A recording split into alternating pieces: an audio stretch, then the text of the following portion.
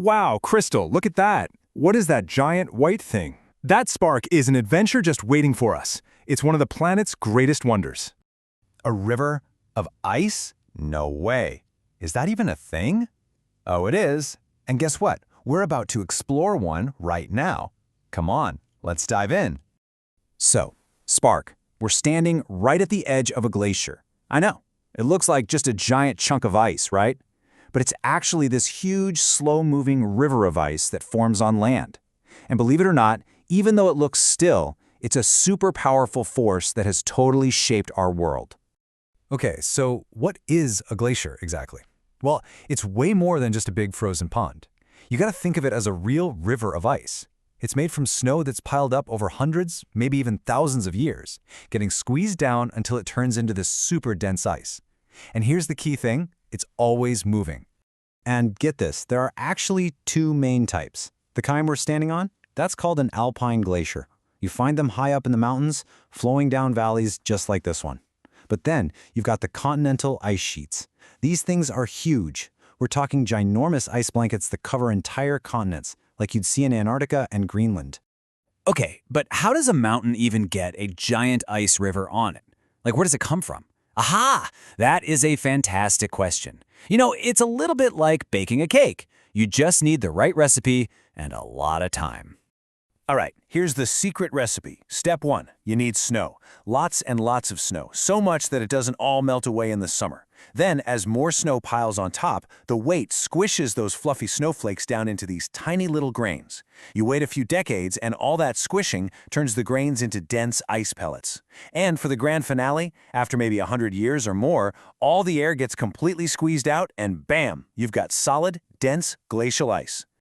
So really, it all just comes down to a simple equation. For a glacier to form and to grow, you need more snow falling in the winter than melts in the summer. That's it. If more snow piles up than melts away, year after year after year, you get a glacier. I don't know, Crystal. It really looks like it's just sitting here. Are you sure it's moving? I am absolutely positive. It's moving right this very second. It's just happening in super slow motion, too slow for our eyes to see. But trust me, this whole thing is on the move. And, that's the one thing that makes a glacier, and not just some random patch of ice. It has to move. Gravity is constantly pulling on its own incredible weight. So it's always flowing downhill in slow motion. So how does it move? Well, it happens in a couple of really cool ways. The first way is from the inside. The ice crystals deep down actually slip and slide past each other, kind of like when you push on the side of a deck of cards. The other way is when the whole glacier slides over the ground on a thin layer of water, almost like it's slipping on a wet floor. Wow, it's like we're surfing on ice. Whoa, Spark, watch your step. See that giant crack? That's called a crevasse. They form when the ice on top gets stretched and bent as it moves over bumpy ground, and then it just cracks open. These things can be super, super deep.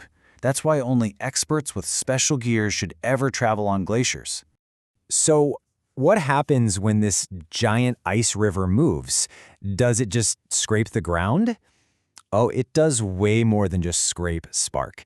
These things are so heavy and so powerful, they're literally the planet's bulldozers. They change the entire shape of the mountains. Okay, check this out. Before a glacier shows up, a valley might look something like this. See that sharp V shape? That's usually carved out by a river over a really long time. It's nice, right? But just watch what the glacier does. And bam, look at that difference. The glacier just plows right through, grinding away at the sides of the valley. It takes that sharp V and carves it into a big, wide, smooth U. It's pretty incredible, right? It's like the glacier's signature on the landscape. And they don't stop there. Glaciers are amazing sculptors. They carve out these deep valleys by the coast that later fill up with ocean water. We call those fjords. And all the rocks and dirt they push around, they leave those behind in long hills called moraines. They even scoop out these cool bowl-shaped hollows high up on mountains. That's actually where the glacier first got started. Wow, all this talk about ice is making me thirsty.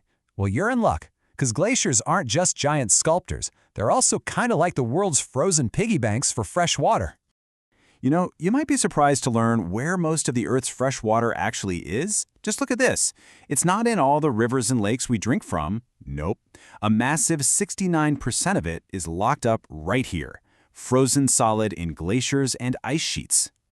Yeah, think about that for a second. Almost 75%, 3/4 of all the fresh water on the planet is ice. So what happens is, every summer, this frozen piggy bank melts just a little bit, and that feeds cold, fresh water into rivers right when everything downstream needs it the most.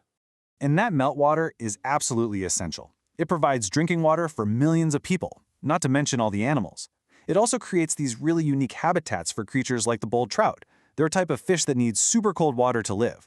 Seriously, without the glaciers, their entire world would just disappear. Hey, Crystal, see those old signs way over there? Why are they so far from the ice? Yeah, I see them, Spark.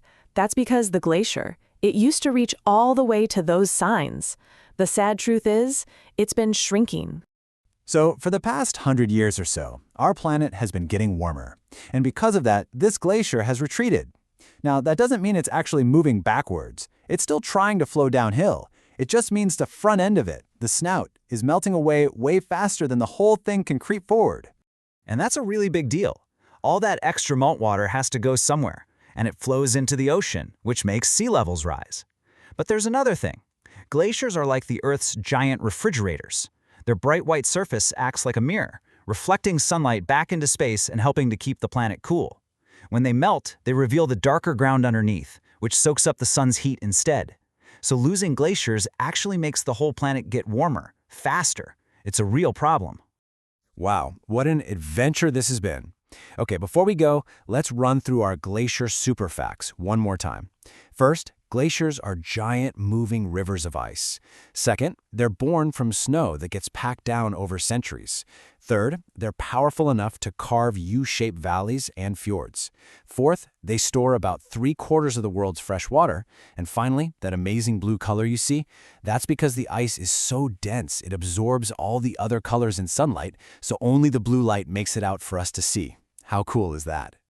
Well, our adventure here might be over for today, but the story of our planet's glaciers is far from finished.